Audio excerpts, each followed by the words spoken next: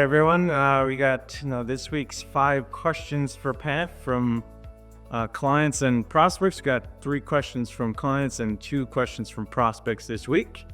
So let's start off. This one's kind of a combined question because we were asked this in 2 different ways. So, do the holidays provide an opportunity for a rally, or do they increase the risk of a pullback? They do both. And the reason is we have very thin trading during parts of the 2-week holiday vacation. Like right now, today on Christmas Eve, it's pathetic. There's nobody trading. Everybody went home. So you have a fund come in and buy 20,000 contracts or sell 20,000. It can move the market significantly. Is that going to happen? Probably not. It's unusual. I've seen it in my career, but it's unusual. More likely, the 2-week period of the holidays, let's say that was last Wednesday, right? So wherever we closed last Wednesday in corn and beans, more than likely would trade the first week of January at that level, and we'll have an opportunity. So a lot of times people just go to sleep during these 2 weeks and nothing happens. All right.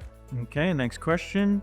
After the USDA dropped corn carryout 200 million bushels in December, what do you think they have up their sleeve for January? I told my staff that when I heard this question was a silly question, because how do I know, right, what the USDA is going to do?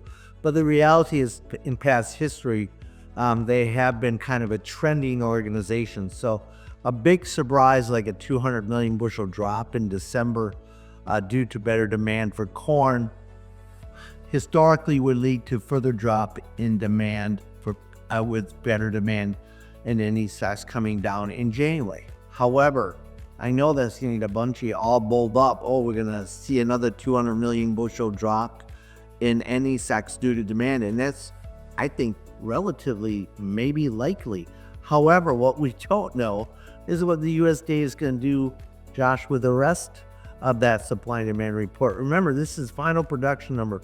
They can change acres, they can change yield. Even though they lowered yield, they could lower it more, they could raise it, they could add 2 million harvested acres.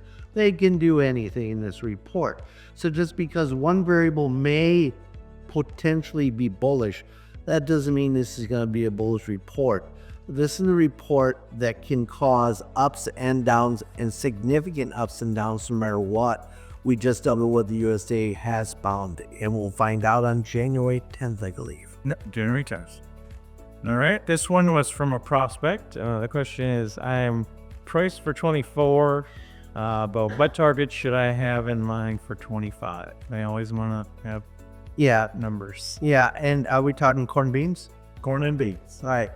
Beans, if we get 11 bucks, man, you got to be selling all that stuff. Now, we could do that. We're entering January, February, which is the reproduction stage for soybeans across South America, and we haven't had any weather. So any kind of weather, let's say 3 weeks of heat in the heart of the bean belt, that would be a good thing. We got to sell a lot of beans for price, a lot of beans during that, because we just have 2 million in the world that South America has a big crop again. We'll probably reduce acres here in the U.S., but that probably won't raise prices into the second half of the 25 marketing year. So we got to get at least the stuff that we're going to sell at harvest or before harvest price whenever we get a spike. 10.50 to 11 is where I would target right now. In corn, new crop corn, I'm looking at sales between $4.60 and $5 without major weather concerns here in the U.S. during growing season, or in South America with the spina crop still to be planted.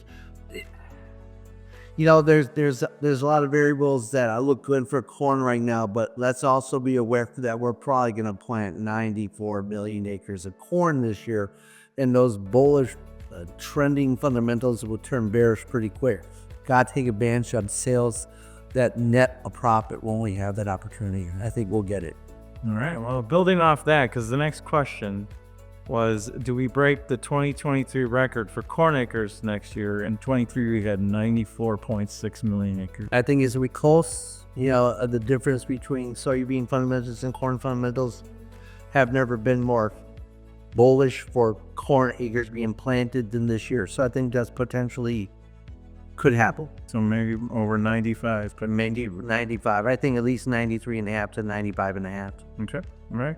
And final question this week. This one's from another prospect that we're hoping to bring on board. What would you look to do in a hedge account based on the likelihood that we have more corn acres planted next year? Whenever we get an opportunity to see a rally, to hedge the heck out of it, make some sales, aggressive sales. And this year, because of the risk to the downside, we want to be aggressively hedged and securing prices whenever we have the opportunity to secure profit. So like end of year forward contracts, looking at those numbers. Looking at forward contract in between $4.60 and $5. And when we get up to that level, I want to have a locked in price level too with a hedge count on the rest of the bushels and so. Okay. All right. Sounds good. That's it for this week. Thank you, everyone. Have a great Christmas. Merry Christmas. Happy New Year.